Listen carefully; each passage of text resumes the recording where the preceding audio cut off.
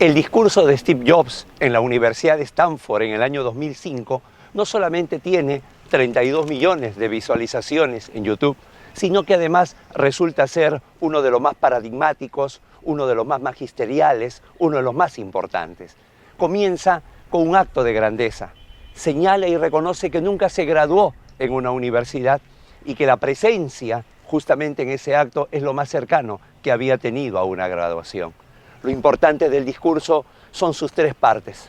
La primera relacionada a la conexión de puntos en la vida, la segunda referente al amor y a la pérdida, y el tercero referido a la muerte, acaso como un presentimiento. Nos quedamos con el primero. La conexión de puntos en la vida señala a él que todos nuestros actos, conforme va transcurriendo nuestro existir, no son productos del acaso, de la casualidad, sino que al contrario, viene a ser una consecuencia de lo que hemos hecho en el pasado. Es allí donde se conectan los puntos. Los puntos sostienen nunca se conectan hacia adelante, siempre van hacia atrás y nos van marcando el derrotero. Esto que señala Steve Jobs en tan importante discurso, lo aplicamos al constitucionalismo. Las constituciones nunca, por muy revolucionario que sea su origen, las constituciones nunca aparecen de una manera al azar. Siempre es el resultado de su transcurrir histórico. Programa número 71 de Tribuna Constitucional. Soy Guido Aguila Grados y el día de hoy, desde la provincia constitucional del Callao, vamos a ver la historia del constitucionalismo. Sean todos bienvenidos. El inicio del constitucionalismo no es un tema pacífico. Para algunos existe una suerte de constitucionalismo antiguo, refiriéndose con certeza a la regulación de las polis griegas. Otros hablan de un constitucionalismo medieval, refiriéndose seguramente a las regulaciones normativas estamentarias. Sin embargo, para nosotros, el real constitucionalismo, el constitucionalismo como una filosofía de gobierno, el constitucionalismo como una suerte de interdicción de la arbitrariedad, pero sobre todo como límite al poder, comienza a finales del siglo XVIII a ambos lados del Atlántico.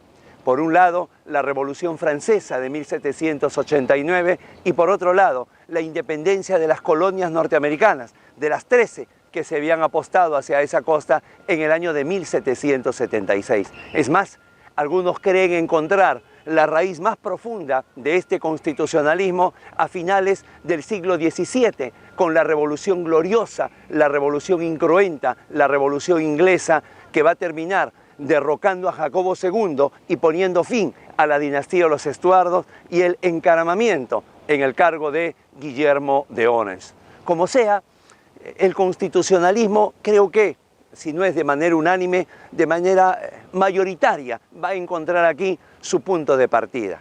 Y curiosamente, la historia del constitucionalismo tiene muchas similitudes con el desarrollo de la historia universal, sobre todo para nosotros, para los latinoamericanos, que la historia universal es eurocéntrica. Lo mismo ocurre con el ámbito de la historia de las constituciones. Claro, en otros continentes hay otro constitucionalismo, pero del cual lactamos, del cual nos alimentamos, necesariamente viene a ser del constitucionalismo europeo. Por ello, se reconocen 4 etapas en la historia del constitucionalismo. Siendo esto así, reconocemos 4 etapas en la historia del constitucionalismo. La primera, la que comienza en el año de 1787, con la dación de la primera constitución del mundo, la Constitución norteamericana, aquella que va a consagrar por primera vez en toda la historia la figura del presidente de la República. Algunos lo llaman el constitucionalismo liberal, porque de alguna manera lo que más importa son las libertades. Al lado de ella, en este mismo momento, la Constitución francesa, la primera, la del año de 1791. Esta etapa del constitucionalismo se va a caracterizar porque va a tener un largo proceso de maceración. Se va a caracterizar también porque van a ser los derechos individuales los que de alguna manera se van a buscar ser reconocidos y de alguna forma también protegidos.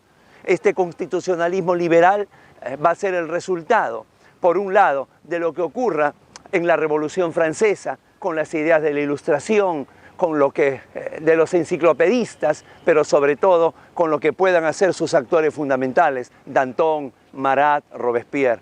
Por otro lado, y de una manera distinta se da la Revolución norteamericana. Ahí la figura de Washington, de Adams, de Jefferson, son figuras totalmente distintas, son revoluciones diferentes, mientras en la norteamericana es una revolución externa contra el dominio inglés, en la francesa es una revolución interna, es acabar con el denominado Ancien Régime. Por otro lado, una segunda etapa la colocamos en el año de 1917 con la Constitución mexicana. Esta Constitución mexicana ya bicentenaria y que ha dividido a los juristas mexicanos en dos bloques irreconciliables. Aquellos que quieren una nueva Constitución, aquellos que señalan que la Constitución de 1917 se hizo al influjo del final de la Revolución Mexicana, y otros que sostienen que no, que más bien ese sedimento constitucional en México no se puede perder y que por lo tanto simplemente hay que hacer múltiples reformas, pero debe subsistir. A su lado, en esta segunda etapa, la Constitución de Weimar, la Constitución de 1919. Curiosamente, el día de hoy que se realiza esta grabación, la Constitución de Weimar cumple su centenario de promulgación. Este constitucionalismo, esta segunda etapa, es conocida bajo el nombre del constitucionalismo social, donde se siguen luchando por derechos, se siguen luchando por libertades, pero ya no se conjugan en la primera persona del singular, sino en la primera persona del plural. Son los derechos plurales, son los derechos sociales, es el derecho a la salud, es el derecho al trabajo, es el derecho a la educación.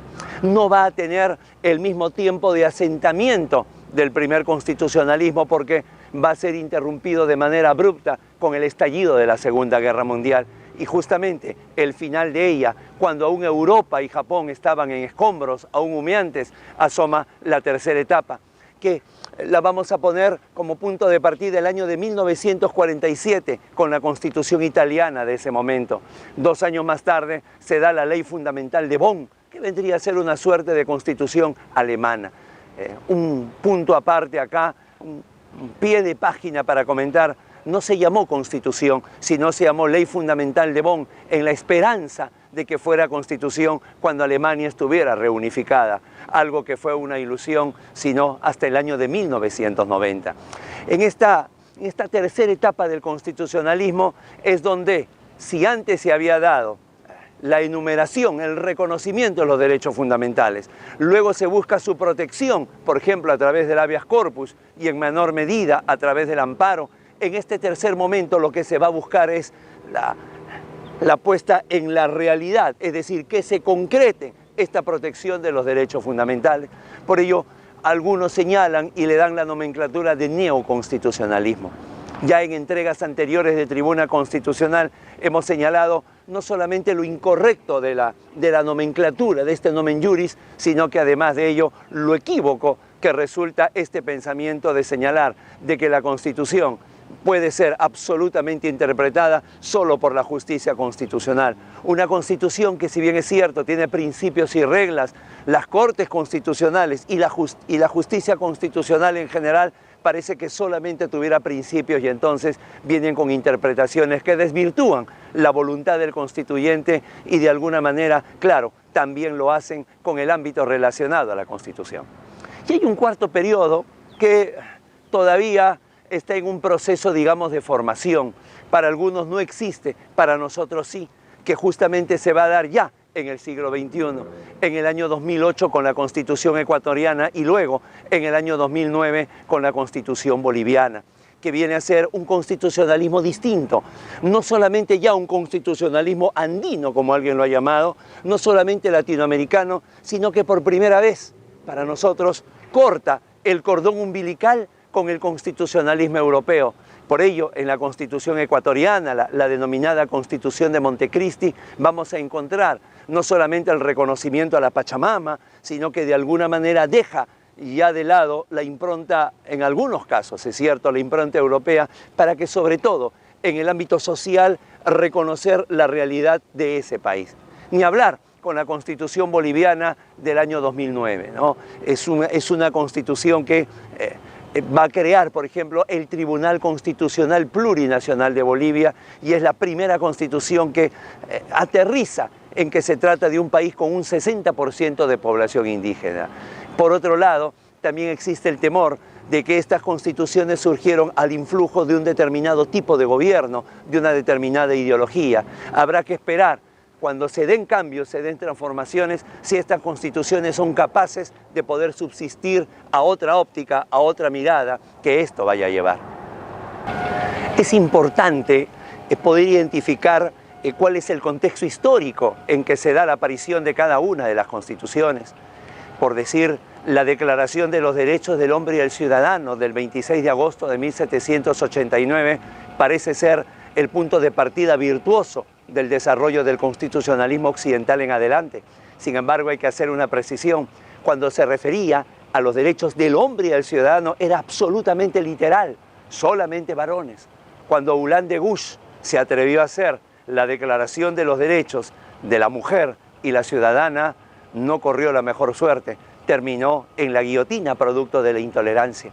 Lo mismo tampoco es una casualidad que Italia y Alemania, los dos grandes derrotados en Occidente en la Segunda Guerra Mundial, sean los primeros países en tener las llamadas constituciones de la posguerra y en poner como cláusula pétrea, como una cláusula innegociable, que jamás se van a volver a regímenes totalitarios, sino que la república, esa forma de gobierno por la que habían apostado, era absolutamente innegociable. Lo que hemos pretendido es llevar adelante una brevísima historia del constitucionalismo. Lo que vamos a ver en nuestra próxima entrega es aterrizar en suelo peruano. Vamos a ver la historia de las constituciones del Perú. No olvide suscribirse, no olvide difundirlo. Esta familia de Tribuna Constitucional quiere crecer. Los esperamos en la próxima entrega.